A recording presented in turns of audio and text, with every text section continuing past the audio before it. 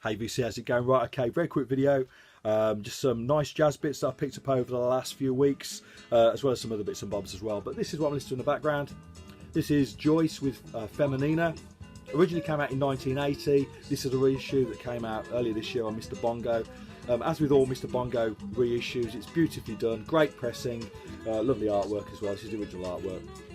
So yeah, if you like that Brazilian sound, check it out. And actually, when I picked that up from Mr. Bongo, I also got this as well. This is an original 1972 single, Offo the Black Company, Allah Wakbar. Now, I'll do a needle drop on this, see what you think. It's a bit Afro-beat, it's a bit funk, but there's a nice review of it online actually, which basically said it's got a debt to the MC5 because of the guitar sound on it. So yeah, see what you think. I'll do a needle drop. Right, okay. Right, first jazz album. This is Sun Ra, the Nubians of Plutonia. This is was originally recorded, I think, 59. I think it was put out for the first time in 69. This is a reissue on Impulse from 1974. Now, the original 69 release didn't have this artwork.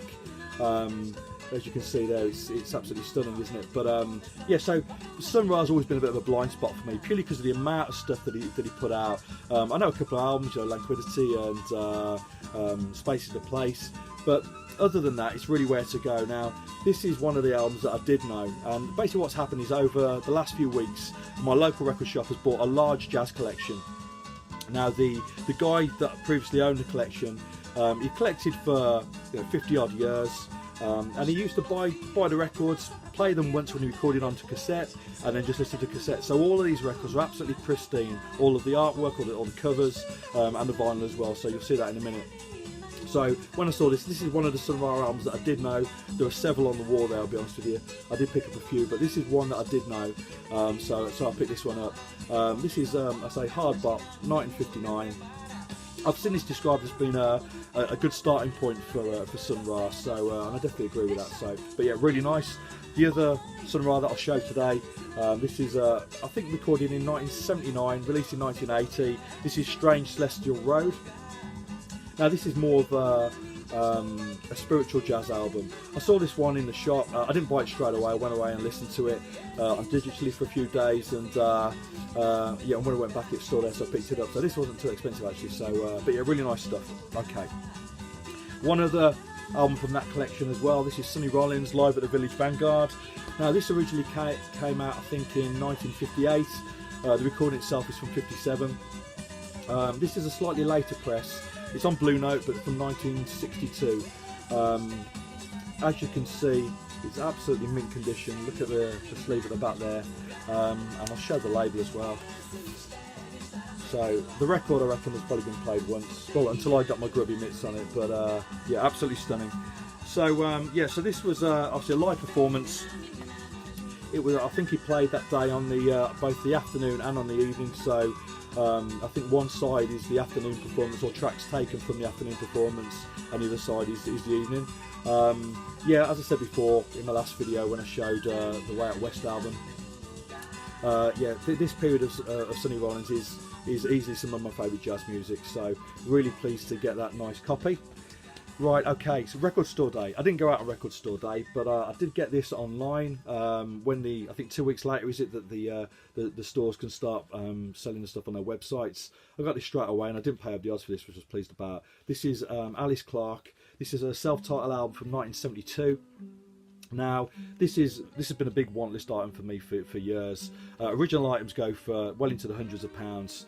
What makes this different is that quite often with very rare soul albums, you're pretty much paying for one or two songs, you know. So, you know, they didn't sell in any sort of quantity at the time because, perfectly honest, quite often most of it isn't very good. This is different because every track is absolutely killer. It's a beautiful album.